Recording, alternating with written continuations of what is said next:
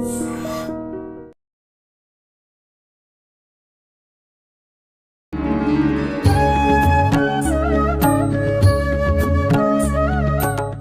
గురువుగారు. నమస్కారం.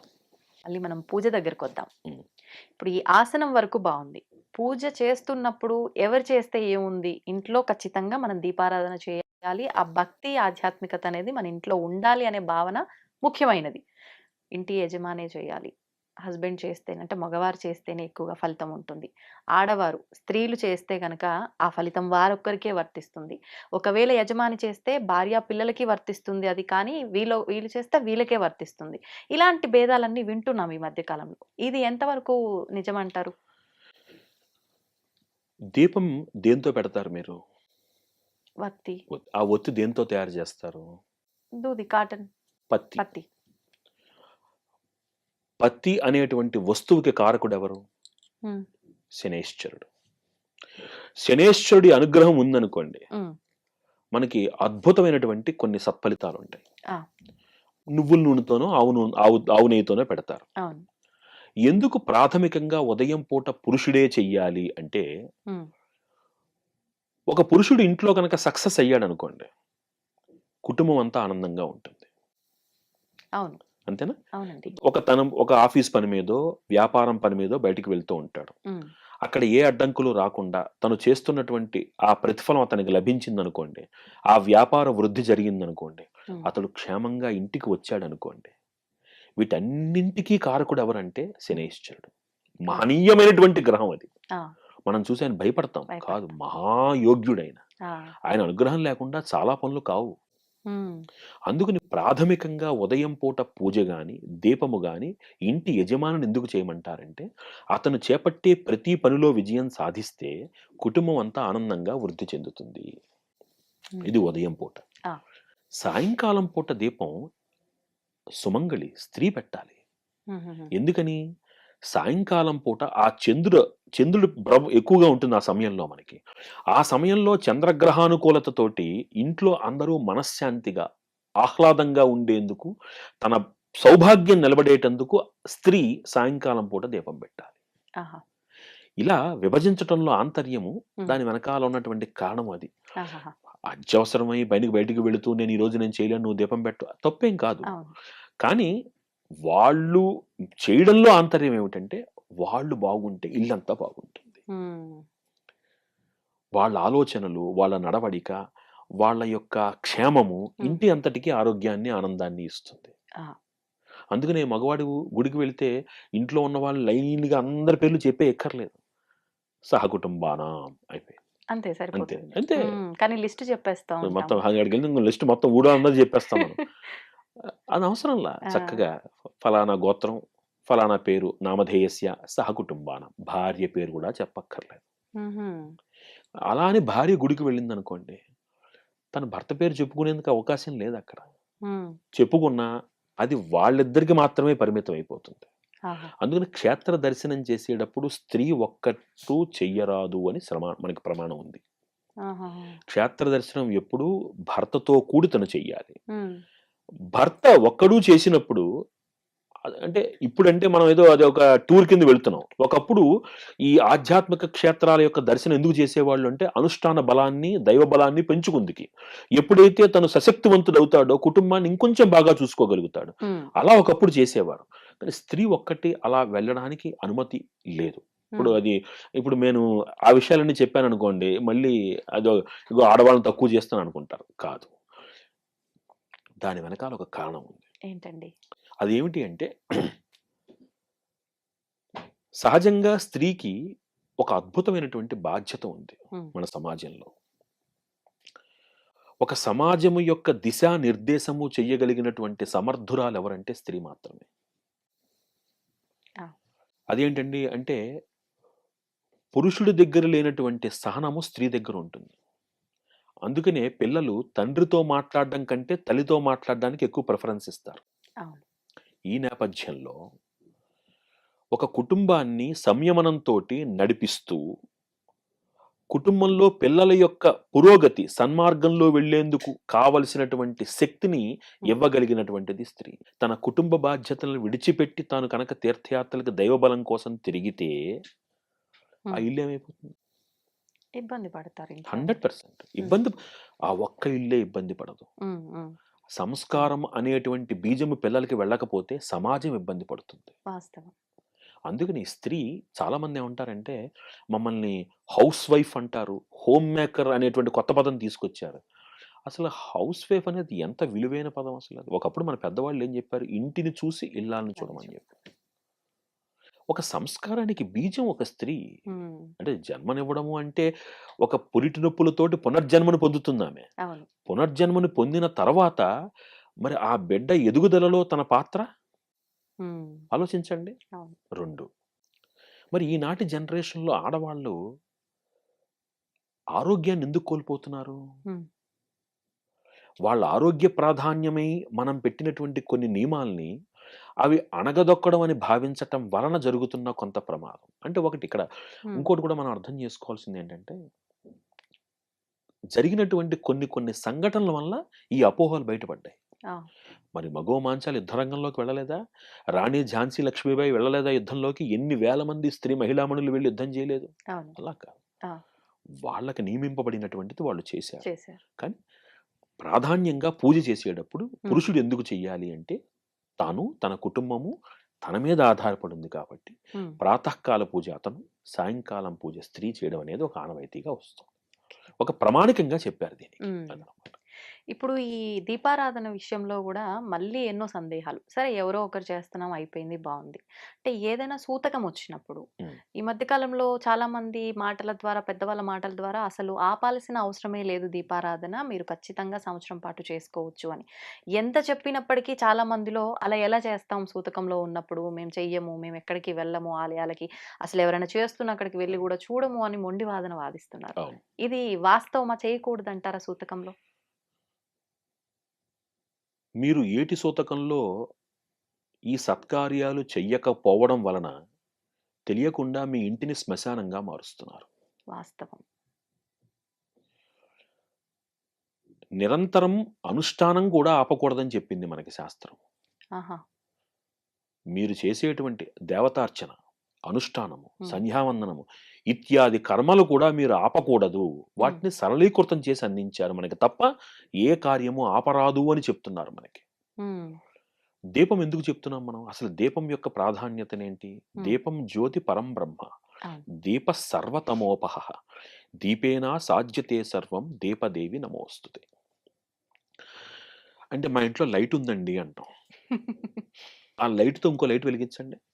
అవ్వదు. ఇప్పుడు సపోజ్ సీరియల్ లైట్లు పెట్టారు మీరు. హ్మ్. ఓకేనా? సీరీస్ లైట్ పెట్టారు మీరు. సైన్స్ ప్రకారం తీసుకుందాం. హ్మ్. అంటే అక్కడ స్విచ్ చేస్తే 10 లైట్లు వెలిగాయండి అంటారు. అదొకటి ఆగిపోతే 10 అన్నీ ఆగిపోతాయి. పోతాయి.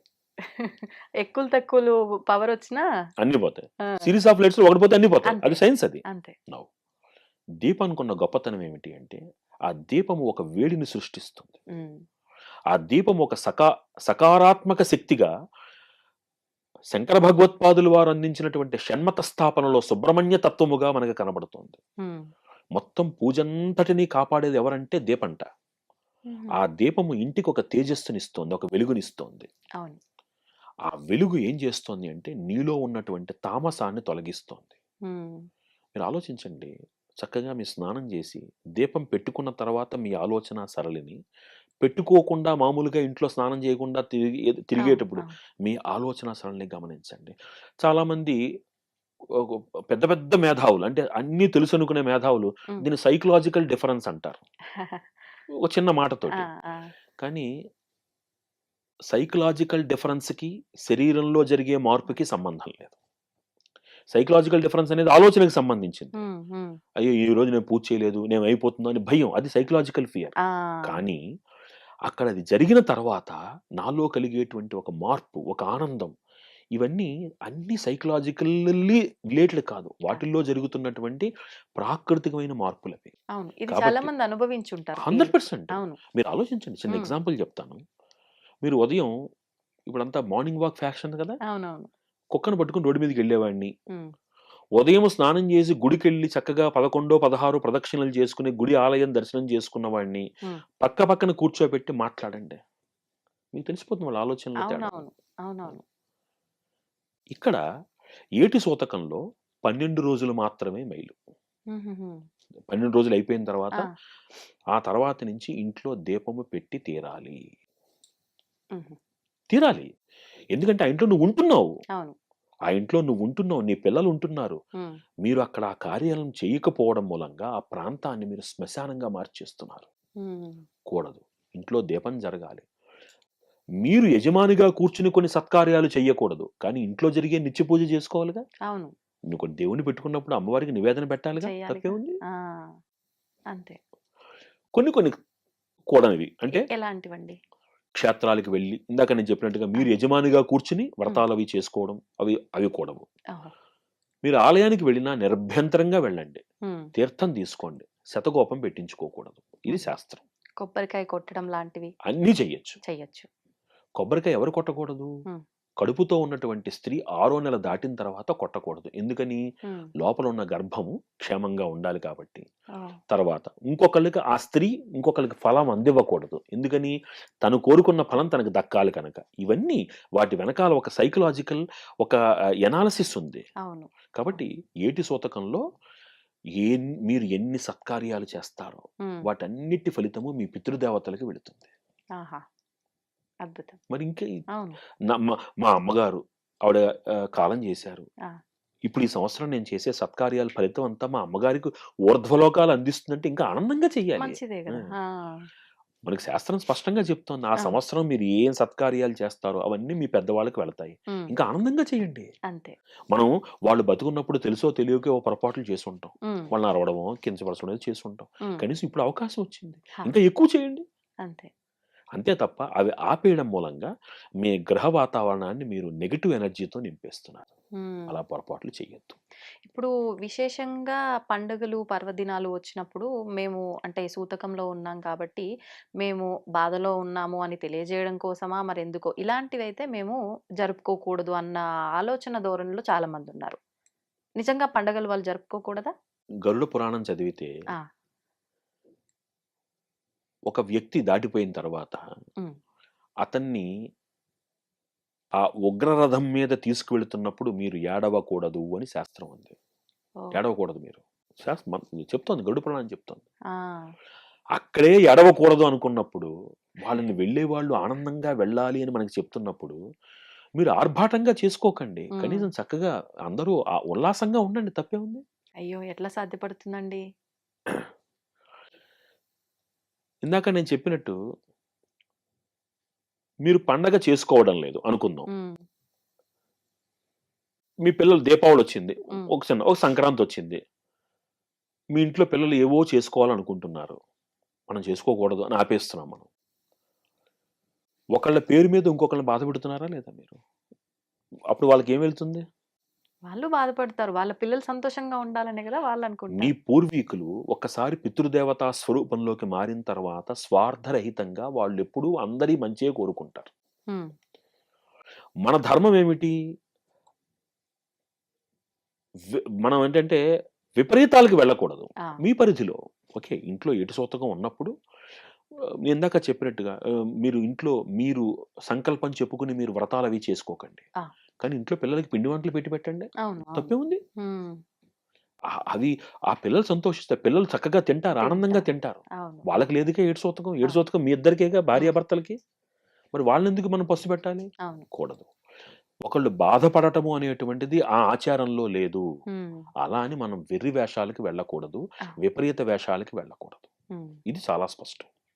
ఇప్పుడు ఈ సూతకంలో ఉన్నప్పుడు అంటే మన బంధువులది, మన వాళ్ళది అయిన వాళ్ళ ఎవరి అయినా శుభకార్యాలైనప్పుడు వీళ్ళు చాలా కార్యక్రమాల్లో వీళ్ళన్నా దూరంగా ఉంటారు. లేదు వీళ్ళు సూతకంలో ఉన్నారు. ఇంకా ఏడాది అవ్వలేదు కాబట్టి వాళ్ళని కాస్త దూరంగా పెట్టాలనే ధోరణి గూడా కొన్ని సందర్భాల్లో చూస్తాం. అది ఇది చాలా ఎంతవరకు? పొరపాటండి. హ్మ్. ఇది ఆహ్, ఏమవుతుందంటే భక్తి అనేటువంటిది మూఢత్వంలోకి వెళ్ళకూడదు. ఇదంతా మూఢత్వంలోకి వెళుతోంది. హ్మ్. Superstitious approach. నిజంగా అండి. ఎలా ఉంటుందంటే పలానా వాళ్ళు వెళ్లారనుకోండి. వాళ్ళకెవరికైనా దెబ్బ తగిలిందనుకో వాడొచ్చాడు కాబట్టి దెబ్బ తగిలింది. హ్మ్. కొంత ఈ భయాలనేటువంటివి కూడా సమాజాన్ని ఆక్రమించుకున్న మాట వాస్తవం. ఆ! మనకి ఎక్కడా అలాంటిది లేదు. చక్కగా వెళ్ళండి. అందరితో ఆహ్లాదంగా ఉండండి. నవ్వుతూ ఉండండి. వాళ్ళని ఆశీర్వదించి రండి. హ్మ్. కనీసం మీరు అక్కడికి వెళ్ళి అంటే వాళ్ళని పిలిస్తే ఏటు సూతకంలో ఉన్న వాళ్ళని పిలిస్తే మనకేం జరుగుతుందో అనే భయం ఒకళ్ళది. అక్కడికి వెళ్ళి ఏదైనా జరిగితే మళ్ళీ మనం మాట పడాలి అనేటువంటి బాధ ఒకళ్ళది. ఇది మూఢత్వంలోకి వెళ్ళిపోతుంది. Hmm. There is no bar. ఎక్కడ ఎవరిని రెస్ట్రిక్ట్ చెయ్యబడలేదు. హ్మ్. ఆ 12 రోజులు మైలు ఏదైతే ఉందో ఆ మైలలో ఎవరిని కలవకూడదు. ఎవరిని కలుపుకోకూడదు. ఎందుకంటే ఆ సమయంలో ఆ జీవి యొక్క ప్రయాణాన్ని మనకి గరుడ పురాణం స్పష్టంగా చెప్పింది. ఆ! అదయిన తర్వాత ప్రతి మాసము మనం పెట్టేటువంటి మాసికాలలో ఏ విధంగా రూపాంతరం చెంది ఆ జీవి వృద్ధి చెందుతూ ఊర్ధ్వలోకాలకు వెళుతుందో చెప్పబడుతోంది. అవును. కాబట్టి ఆ సమయంలో తీసుకునేటువంటి జాగ్రత్తలు తీసుకుంటూ అందరితో కలిసి ఆనందంగా ఉండవచ్చు. ఇప్పుడు ఒక అకేషన్ ఉంది. ఆ అకేషన్ అది ఆ ఇంట్లో అది ఆఖరి అకేషన్. ఆ తర్వాత ఆ ఇంట్లో సత్కార్యం జరగడానికి అవకాశం లేదు. అవును. ఈ ఏడు సూతకం పేరు మీద వాళ్ళని దూరపెట్టడం ఎంతవరకు సబబు? అలా అని వీళ్ళక్కడ భాగస్వామ్యం చేయక్కర్లేదు. ఆ! వెళ్లి చూసి రావచ్చు. చూసి రావచ్చు. కానీ వాళ్ళని పిలవడానికి కూడా భయపడుతున్నారు వాళ్ళు. అవును. వాళ్ళెప్పుడైతే భయపడుతున్నారో వీళ్ళు భయపడుతున్నారు. అవును. ఇదొక మూఢత్వంలోకెళ్ళిపోతుంది. హ్మ్. మన మైల 12 రోజులు మాత్రమే. మాత్రమే. అంతే. ఇప్పుడు ఇల్లే దేవాలయం అంటారు. అటువంటి దేవాలయాన్ని మనం చాలా పవిత్రంగా చూసుకోవాల్సిందే. అయితే మనం నిజంగా భగవంతుడు దేవాలయం ఏదైతే మనం నిర్మించుకున్న ఆలయాలున్నాయో చెప్పులు వేసుకొనైతే వెళ్ళం. వీలైతే ఇంటి దగ్గరే చెప్పులు వదిలి వెళ్ళేవాళ్ళు కొంతమందుంటారు. కొంతమంది వెళ్ళిన తర్వాత బయట వదిలి కాళ్ళు కడుక్కొని వెళ్ళేవాళ్ళుంటారు. మరి ఇంత పవిత్రంగా దేవాలయానికి వెళ్ళాలన్నప్పుడు మన ఇల్లు దేవాలయం అని భావించినప్పుడు ఇంట్లో పాదరక్షలు వేసుకోవడం ఎంతవరకు సబబు? ఇందాక నేను చెప్పాను. అవసరం లేని దాన్ని ఆధ్యాత్మికత ఎప్పుడూ అందించదు అని. ఇప్పుడు ఈ ఆర్థోపెడిషియన్స్ అందరూ ఇస్తున్నటువంటి సలహాలలో ఈ చెప్పులొకటి. ఆ! ఎందుకిస్తున్నారు? మీరు తిరుగుతున్నటువంటి నేల లాంటిది. ఒకప్పుడు మన నేలలో ఇవన్నీ ఈ సమస్యలు లేవు మనకి. లేవు. మనకి శాస్త్రం ఇంకో మాట చెప్తుంది ఏంటంటే, ఆతురేణ నియమాహ నాస్తి. హ్మ్. ఒక ఒక పేషెంట్ ఉన్నారనుకోండి. నన్ను మడికట్టుకునే భోజనం చేయాలంటే ఎలా కుదురుతుంది? అవును. ఒక బాలింత ఉందనుకోండి. ఆ బాలింతకి మీరు మడి వగైరా ఎక్కడ పెడతారు? హ్మ్. అవునా? అవును. చిన్న పిల్లాడు పాలు తాగాలి అంటే మరి ఆ అమ్మాయి నేను మడికట్టుకున్నాను పట్టనంటే ఎలా కుదురుతుంది? వాళ్ళకవన్నీ వర్తించవు. అవును. కాలంతో పాటుగా మారుతున్నటువంటి వాటిల్లో ఇది ఒకటి. హ్మ్. అయితే దురదృష్టవశాత్తు ఈ చెప్పుల వాడకం ఎక్కడి దాకా వెళ్ళిపోయిందంటే పూజ గది దాకా వెళ్ళిపోతుంది. అవును. అవును. వంటగది దాకా వెళ్ళిపోయింది ఆల్రెడీ. వెళ్ళిపోయింది. నా ప్రార్థన ఏమిటంటే మీ మాధ్యమం ద్వారా ఆరోగ్యం కోసం మీరు చెప్పులు వేసుకుంటే అవి హాలు, బెడ్‌రూమ్ వరకు పరిమితం చేసుకోండి. శ్రద్ధగా అమ్మవారికి అన్నం వండి నివేదన పెట్టేటువంటి వంటశాలకి, పూజశాలకి తీసుకెళ్ళకండి. ఇంక తప్పదు. ఎందుకంటే మీరు వాడుతున్న ఫ్లోరింగ్స్ అటువంటివి, ఆ! మోకాళ్ళు నొప్పులు సహజంగా వస్తాయి. ఇప్పుడున్నటువంటి ఆడవాళ్ళకి ఒక వయసు దాటిన తర్వాత అనారోగ్యం కామన్ అయిపోతోంది. అవును. ఆ అవును. నేపథ్యంలో కొన్ని జాగ్రత్తలు మీరు తీసుకోవాలి తప్పదు. హ్మ్. అలాంటప్పుడు ఆ పరిమితిలో తీసుకోండి. హ్మ్. వంటింటికి, పూజ గదికి చెప్పులను దూరంగా పెట్టండి. అంతే. దయచేసి ఇదొక్కటే మటుకు. మనం దాన్ని మార్చలేం. సబబా అంటే కాదనే చెప్పాలి. చెప్పాలి. ఆరోగ్యం అది ముఖ్యమే. ముఖ్యమే. 2 బేరీజ్ వేసుకుంటూ వెళ్ళాలంటే వంటగదికి, పూజ గదికి దూరం చేయండి. హ్మ్. మిగతా చోట్ల తిరగండి తప్పదు. అంతే. ఇప్పుడు చాలా వరకు మంత్ర పారాయణం గానీ, ఏదైనా నామ జపం గానీ, లేదు ఏదన్నా స్వామికి సంబంధించిన శ్లోకాలు పాడుకోవడం గానీ, అంటే భక్తి అంటే నేను కొబ్బరికాయ కొట్టి, దీపారాధన చేసి, ఇవన్నీ చేస్తేనే కాదు, నేను స్వామి నామస్మరణ ద్వారా భక్తిని నేను ప్రదర్శిస్తాను. ఇలా కొంతమంది రకరకాల మనుషులుంటారు. అవును. అలా ఏదైనా నిత్యము మంత్రము మనం పారాయణ చేయాలన్నా, స్మరించాలన్నా ఏదైనా మంత్రముందా? ఇది కొంచెం విశాలంగా చెప్పాలి. వర్ణాశ్రమ ధర్మాలని మనకి అందింపబడ్డాయి. ఆ! ఇప్పుడు మనం కులాలనే పేరు మీద కొన్ని మాట్లాడుతున్నాం గానీ, మనకున్నవి 4 వర్ణాలు. చాతుర్వర్ణమయా సృష్టా గుణకర్మ విభాగశః అని గీతాచార్యుడు చెప్పాడు. హ్మ్. ఒక్కొక్క వర్ణానికి ఒక్కొక్క బాధ్యతనందించాడు. ఆ! బ్రాహ్మలు ఇవి చేయాల్సిందే. హ్మ్. క్షత్రియులివి. మిగతా వాళ్ళు వీళ్ళు చెప్పారు. ఆ! నా వర్ణాశ్రమ ధర్మాన్ననుసరించి నాకేది నియమింపబడిందో నేను ఆ కర్మని, ధర్మాన్ని తప్పనిసరిగా ముందు ఆచరించి తీరాలి. ఒకటి. హ్మ్. అది వదిలిపెట్టి నేను జపం చేస్తానంటే కుదరదు. ఆ! బేసికల్‌గా మీరు ఒక కార్యాలయంలో పనిచేస్తున్నారు. హ్మ్. ఓకే. మీకంటూ ఒక ప్రాథమికంగా ఒక రెస్పాన్సిబిలిటీ ఉంటుంది. ఆ! అది మీరు చేసిన తర్వాతే మిగతావన్నీ అడిషనల్ యాక్టివిటీస్ అవుతాయి. అవును. మరి అదే చేయకుండా నేను అది మాత్రమే చేస్తానంటే అలా కాకుండా ప్రాథమిక ధర్మాన్ని మీరు ఆచరించే తీరాలి. హ్మ్. రెండవది నవవిధ భక్తులున్నాయి మనకి. అవును. ఈ నవవిధ భక్తుల్లో మీకు ఏది అనుకూలంగా ఉంటే అది చెయ్యండి. హ్మ్. ఇప్పుడు కొత్తగా మనం ఏ టీవీ ఛానల్ ఆ! చూసినా కొన్ని కొన్ని ఉత్కృష్టమైనటువంటి మంత్రాల పేర్లు వినపడుతున్నాయి మనకి. వినపడుతున్నాయి. తర్వాత రోజే మాకు ఫోనొచ్చేస్తుంది. ఆ! మనం ఆ హోమం చేద్దాం గురువుగారు. నాన్న అన్నింటికి ఓపెన్ హార్ట్ సర్జరీ ఒకటే సొల్యూషనా? మధ్యలో స్టంట్ ఒకటుంది. ఉంది. దాని తర్వాత బైపాస్ ఒకటుంది. అవును. దానికన్నా ముందు 2D ఈకోలో అవసరం లేదంటే టాబ్లెట్ యేసుకుంటే సరిపోతుంది. సరిపోతుంది. డైరెక్ట్‌గా ఒకటే. ఆ! అలాగా మాకన్నీ చాలా ఫాస్ట్‌గా అయిపోవాలి. అయిపోవాలి. వెంటనే వచ్చేయాలి. అది ఎంత వెంటనే వచ్చేస్తుందో అంత వెంటనే వెళ్ళిపోతుంది కూడా. శాశ్వతం గాదు. ఏది అవన్నీ కామ్యాలవి. ఆ! అంటే నీకు నియమింపబడిన ప్రాథమిక ధర్మము. ఇందాక మీరడిగారు హ్మ్. మంత్రము, శ్లోకము అని. ఒక బ్రాహ్మడికి సంధ్యావందనము గుడి కన్నా పవిత్రం. నేను గుడికెళ్ళి కూర్చొని దండం పెట్టుకుంటానంటే బ్రాహ్మడికి కుదరదు. ఆ! మిగిలిన వాళ్ళు గుడికి వెళ్ళిన తర్వాతే ఇంకొక పని చెయ్యాలి. ఓహ్! మనకి గృహ్య సూత్రాలని, ఆపస్తంభ గృహ్య సూత్రాలని, అశ్వలాయన గృహ్య సూత్రాలని హ్మ్. స్పష్టంగా ఏం చెప్తాయంటే, ఒక పరిహారంగా మీరు మొట్టమొదట ఆశ్రయించవలసింది దేన్ని అంటే ఆలయాన్ని. హ్మ్. దాని వెనకాల ఎంతో సైన్స్ ఉంది. హ్మ్. ఇప్పుడు పిల్లలు పుట్టట్లేదండి ఫలానా వాళ్ళకి. రావి చెట్టు ప్రదక్షిణలు చేయండి అంటారు. ఆ రావి చెట్టులో ఉన్నటువంటి ఆ ఎనర్జీ ఎంత గొప్పది. అవును. ఎందుకు రావి చెట్టు నీడలోనే నాగపడుగుల్ని పెడతారు? హ్మ్. ఇవన్నీ సైన్స్. సైన్స్. ఆలయానికి వెళ్లి మీరు పొద్దుటే దర్శనం చేసుకొని ప్రదక్షిణలు చేయడం వల్ల కలిగేటువంటి గొప్పతనం ఏమిటి అంటే అక్కడున్న సకారాత్మక శక్తి మిమ్మల్ని ఆవహిస్తుంది. It's a vibration that enters into your body hmm. And that is unlimited. అవును. అంతే కదా! అది ఎనర్జీ ఎక్కడి నుంచి వస్తుంది? ప్రకృతి నుంచి ప్రకృతి వస్తుంది. నుంచి. ఇట్ ఈస్ నాట్ దట్ అది ప్రసాదం గిన్నెలోనే ఉంది. గిన్నెలో ప్రసాదం అయిపోతే అయిపోయినట్టు అయిపోతుంది. కాదది. అవును. Enormous energy. అది ప్రాతఃకాలంలో గొప్పతనం ఏమిటి? హ్మ్. ప్రాతఃకాలంలో వచ్చేటువంటి కిరణాలలో ఉన్న గొప్పతనం వలన హ్మ్. ఆలయ ప్రాంగణం మరింత శోభాయమానంగా ఉంటుంది. ఆ! కాబట్టి మిగిలిన వాళ్ళు ముందు గుడికి వెళ్ళే ఇంకో పని చెయ్యాలి. హ్మ్. బ్రాహ్మడు ముందు సంధ్యావందనం చేసిన తర్వాత ఇంకో పని చేయాలి. హుహుహు. అలా ఒక్కొక్కళ్ళు ఒక్కొక్క మంత్రాన్ని అంటే ఒక్కొక్క విధమైనటువంటి భక్తిని ప్రదర్శించవచ్చు. హ్మ్. ఇకపోతే నాకు ఆనందాన్ని కలిగించడానికి నవవిధ భక్తులున్నాయి. నేను సంగీతం వింటాను. అవును. శ్లోకాలు వింటాను. చూస్తాను. హ్మ్. ఏదైనా అన్నీ కూడా ఈక్వల్ ఫలితాన్నే ఇస్తాయి. హ్మ్. ఇది కాక నేను జపంలో తరించాలి అనుకుంటే సార్వజనీక మంత్రాలు కొన్నుంటాయి. ఆహా! అందరూ చేసుకోదగినటువంటివి. ఒక దత్తాత్రేయ నామమను, హ్మ్. ఒక వెంకటేశ్వర స్వామి వారి నామమను, ఇలాంటి నామాలు సార్వజనీకం అంటే అందరూ చేసుకోదగినటువంటివుంటాయి. హుహు. అవి ఈ వేదికల ద్వారా మనం చెప్పలేకపోయినా హ్మ్. సార్వజనీక మంత్రాలను పెద్దవాళ్ళని ఆశ్రయిస్తే ఎటువంటి నియమాలు అక్కర్లేకుండా ఎక్కడికి వెళ్ళినా సరే చేసుకునేటట్టుగా ఆహా! బీజాక్షరాలు లేకుండా దైవ నామంతో కలిపి అది మనకు అందిస్తారు వాళ్ళు. ఓహోహో! అంటే ఇది అలాంటి గురువు నామాన్ని ద్వారానే తీసుకోవాలి. ఏ మంత్రమైనా గురువు ద్వారానే తీసుకోవాలి. ఒకవేళ నామజపం చేయాలంటే? అది కూడా గురువు చేత మనం ఒకసారి "నువ్వు చెయ్యి నాయనా" అని అనిపించుకోవాలి. ఆహా! గురువాక్యానికున్న గొప్పతనం అది. అప్పుడు అంటే నా ఇష్ట దైవానికి సంబంధించిన నామం చేస్తా అని గురువు దగ్గర అడగాలా? గురువిచ్చిన నామం తీసుకోవాలా? మీకు ఏది మంచిదో ఆయన ఇస్తారు. ఆహా! ఇప్పుడు నాకొక కోరికుంది. నేను హ్మ్. ఫలానా అమ్మవారంటే నాకిష్టం. నాన్న నీకు ఇది బావుంటుంది ఇది చెయ్యి అంటారు. హ్మ్. వారి మాట అనిపించుకుంటే అది ఏమవుతుందంటే అనుష్ఠాన బలము కలిగినటువంటి వ్యక్తి యొక్క మాట మంత్రం అవుతుంది. హ్మ్. ఒక్క మాట వారితో అనిపించుకొని మనం చేశామనుకోండి అవును. అద్భుతమైన ఫలితాలుంటాయి. అవును. ఇప్పుడు మీ ఇంట్లో మీ అబ్బాయో, పాపో చిన్న పిల్లాడు. హ్మ్. ఓ రోజు ఆవకాయ అన్నం పెట్టారు. ఆహ్, బావుంది. నాకు రెండో రోజు కూడా ఆవకాయే కావాలన్నాడు. పెట్టారు. మూడో రోజు పెడతారా? పెట్టం. ఎందుకని? వేడి చేస్తుంది. మీరు పిల్లాడంటే శత్రుత్వం గదా! అందుకే పెట్టరేమో గదా! లేదు. వాడి మంచి కోసమే.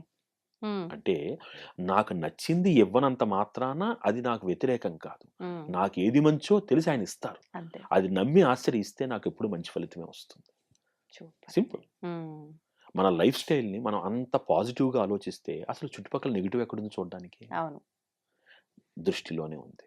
కానీ అంత మంచి దృష్టితో చూడలేకపోతున్నాము. హ్మ్. మేమేదైతే దృష్టితో చూస్తున్నామో ఎవరికి వాళ్ళం అదే మంచి దృష్టి అని భావన చేస్తున్నాము. అవును. దీని నుంచి ఎలా బయటకొస్తాం? బయటపడం. ఇప్పుడు అసలు ఈ పరిస్థితి ఎందుకొస్తోంది అంటే, వివేకానందుడు ఒక మాట అంటాడు. చాలా అద్భుతమైన మాట. హ్మ్. The reason for sorrow is exaggeration at others అని అంటాడాయన. అసలు బాధకి కారణం ఏమిటి అంటే, నేను ఎదురుగుండా ఉన్న వ్యక్తిని చూసి నన్ను నేను పోల్చుకోవడంలో కలుగుతోంది. లేదా ఆశ్చర్యపడటం వల్ల కలుగుతోంది. ఆ! వాడి ఇంట్లో 55 ఇంచెస్ టీవీ ఉంది. నా ఇంట్లో 32 ఇంచెస్ ఉంది. 6 నెలల్లో నా ఇంట్లో 55 ఇంచెస్ టీవీ ఉండాలి. అంతే. 99.9% కోరికలు నాకు అవసరమై పుట్టట్ల. హ్మ్. ఎదురుగుండా వాళ్ళని చూసి పుడుతున్నాయి. నిజం. కాబట్టి ఇది మార్పు రావాలి అంటే, నా అవసరాన్ని గుర్తించాలి. హ్మ్. నా అవసరానికి తగ్గట్టుగా సహనంగా నేను మెలగడాన్ని నేర్చుకోవాలి. ఆ! అనవసరమైనటువంటి వాటికి వెళ్ళి నష్టపోతున్న వాళ్ళు కొన్ని కోట్ల మందున్నారు మనకి. అవునండి. అత్యాస, overnight, hmm. Everything fast money, easy money. మనకివన్నీ వద్దు. హ్మ్. ఏది నీకు రావాలో నియంత్రింపబడిందో నీ ప్రయత్నం వలన కొంతొస్తుంది. అవును. నీ ప్రయత్నంలో నిజాయితీ వలన, దైవబలం వలన కొంతొస్తుంది. హ్మ్. అంబానీ దగ్గరున్న 1,00,00,000,000 అందరి దగ్గర ఉండాలని నియమం లేదు. ఆ! అలా అని 1,00,00,000,000 ఉన్న అంబానీ ఆనందంగా ఉన్నాడన్న నియమమూ లేదు. నీకు కావాల్సింది ఆనందమా? ధనమా? ఆ! ఈ ఒక చిన్న ప్రశ్న నీకు నువ్వు వేసుకుంటే, హ్మ్. నీకు ఆనందం కావాలి అంటే నీ చుట్టుపక్కల బోలెడంత ఆనందం ఉంది చూస్తే. ఏమంటారండి నిజమైన ఆనందం ఏంటసలు మీరు చెప్తున్నది? రాత్రి ఆనందంగా పడుకోండి అదే ఆనందం. మేమనుకుంటున్నాము చేతి నిండా డబ్బుండి, నేను షాపింగ్‌కెళ్ళాలి. నాకు నచ్చింది కొనాలి. దానికి తగ్గట్టుగా డబ్బుందా లేదా? అది ఆనందం. లేదు నేనిప్పుడు ఏదైనా తినాలనుకుంటున్నా. నా చేతిలో దానికి తగ్గట్టుగా ధనముందా లేదా? అది ఆనందం. ఆనందం. ఇంతే ఇందులోనే మేము ఆనందం వెతుక్కుంటున్నాము. ఇదే ఆనందం అనుకుంటున్నాం. నిశితంగా పరిశీలిస్తే అది ఆనందమా? ఆకర్షణ? ఈ చిన్న తేడా. హ్మ్. హ్మ్. ఆ వస్తువు మీరు చాలా ఇష్టపడి కొనుక్కున్నారు. దాని మీద ఇష్టం ఎన్నాళ్ళుంటుంది? ఇంకో వస్తువు మీద ఇష్టం కలగనంత వరకు. అది మీ మనస్సుకి ఆ రియలైజేషన్ వచ్చిందనుకోండి. హ్మ్. ఓహో! ఆనందము వస్తు ప్రాధాన్యత కాదు. హా! మనస్సు ప్రాధాన్యత హ్మ్. అనేది అర్థమైందనుకోండి. మనిషి పరిగెట్టడు. మరి మీరన్నట్టుగా వస్తు ప్రాధాన్యత గాదు, మనిషి ప్రాధాన్యత. నా మనసు చెప్తోంది. పలానా వారిని నీకు నచ్చారు. ఇప్పుడు జరుగుతుందిదే. మళ్ళీ ఆ మనసు చెప్పిందని ఆయన్ని ఇష్టపడ్డాము, లేపోతే ఆ హ్మ్. వ్యక్తిని ప్రేమించాము, ఏదో ఒకటి వాళ్ళతో సహవాసం చేశాము, ఏదో ఒక రకంగా. మరి అది మనసు చెప్పిందని శాశ్వతంగా ఉంటుందా? లేదు కదా! ఇంకొకరి పైకి మల్లుతోంది. ఆ! మనస్సు ప్రాధాన్యత అనేటువంటిది ఆనందము అనుకున్నప్పుడు, నా మనస్సు యొక్క ప్రాధాన్యత, నా మనస్సు యొక్క ఆనందము ఎవరికి తెలుస్తుంది? ఇప్పుడు పంచదార నేను రుచి చూసాను. అబ్బా! చాలా తియ్యగా ఉందండి అని అన్నాను నేను. హ్మ్. మీరు వెంటనే తియ్యగా చూపించండి అంటే నేను చూపించగలనా? నేను రుచి భావన. ఆ! అది భావన. ఆ! అది ఆకర్షణ లేకపోతే ఆనందమా అనేటువంటి ఆ సహనం ఇందాక నేను చెప్పాను అవును. సహనము. అవును. ఆ సహనం ఉన్నంత వరకు, సహనము మనలో కలగనంత వరకు హ్మ్. ప్రతి ఆకర్షణ ఆనందంగానే మారిపోతుంది. హ్మ్. సహనం ఉన్న వ్యక్తి హా! ఒక అద్భుతమైనటువంటి మాట మా అమ్మగారు నాతో చెప్పేవారు. హ్మ్. ఈ ఫలానా వస్తువు లేదా ఒక ఫలానా వ్యక్తి మీద నీ ఇష్టము నిజంగానే కనుక గొప్పదైంటే హ్మ్. 6 నెలలు ఆ వ్యక్తిని కలుసుకోకపోయినా, ఏడో నెలలో అంతే ఇష్టంగా ఉంటే అది నిజమైనటువంటి ఆనందం. అది ఇష్టమైనది. నాలో భయం. ఆ వ్యక్తిని నేను చూడకపోతే, రేపొద్దున నన్ను మర్చిపోతే, నిజమైన ఇష్టం మర్చిపోతుందా? మర్చిపోదు. అద్భుతమైన మాట.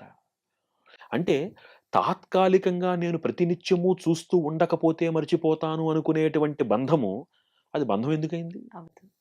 అవసరం. నేను ఎక్కడ ఉన్నా నా గురించి ఆలోచించేటువంటి ఒక వ్యక్తి, నా యోగక్షేమాల గురించి భావిస్తున్నటువంటి ఒక వ్యక్తి, నేను ఎక్కడున్నా నా గురించి ఆలోచిస్తారు. హ్మ్. అది నిజమైన బంధం. హా! నా ఎదురుగుండా ఉన్నంత సేపు గుర్తుంటాడు. పక్కకెళ్ళిపోతే మర్చిపోతా. అది బంధం ఎందుకయింది? అవ్వదు. సో, ఆకర్షణకి, ఆనందానికి ఆ భేదం మనకి అర్థం కావాలి అంటే, హ్మ్. ముందు నాలో సహనం కావాలి. అవును. అది అర్థమయ్యేంత సహనం కావాలి. హ్మ్. మీరన్నట్టుగా నేను ఈ వ్యక్తి ఆ వ్యక్తితో సహవాసం ఎందుకు చేస్తున్నారంటే, ఇప్పుడు సహవాసం చెయ్యకపోతే చేజారిపోతాడేమోనన్న భయం. నిజం. ఇంకొకళ్ళకి వెళ్ళిపోతారేమో అన్న భయం. అవును. ఈ భయంలో ఆకర్షణని ఆనందం అనుకుంటున్నాం. హ్మ్. ఇది ఆకర్షణ అని తెలిసే సమయానికి దూరం వెళ్ళిపోతోంది. అవును. వదులుకోలేని నిస్సహాయత, బాధ. హ్మ్. ఆకర్షణ ఎప్పుడూ చివరికి బాధనే మిగులుస్తుంది. అద్భుతం అండి. నిజంగా చాలా మంచి విషయాలు, చాలా చక్కటి వివరణ ఇచ్చారు. మరిన్ని టాపిక్స్ మరొక మంచి ఎపిసోడ్‌లో మాట్లాడుకుందాం. ధన్యవాదాలండి. శ్రీరామరక్ష. And for more videos, Please subscribe to iDream. Please subscribe to iDream. Please subscribe iDream. And please subscribe to iDream. For more videos, subscribe to iDream. please like, share, and subscribe to the channel. Congratulations, iDream. Subscribe to iDream. Subscribe to iDream. So subscribe to iDream Media. iDream की iDream team अंदर की huge congratulations. Please subscribe iDream Media. Please subscribe to iDream. Subscribe iDream. Please subscribe to iDream. iDream అంటే నా కళల channel subscribe చేసుకున్న నోరు తిరుగుతలేదు, మీరైతే గంట గుర్తు కొట్టండి. For more such videos, please subscribe to iDream. Subscribe to iDream. Please subscribe to iDream. Please subscribe iDream Media. Please do subscribe to iDream. Please subscribe to iDream Media. For best entertainment and information, please subscribe iDream. And don't forget to subscribe to iDream.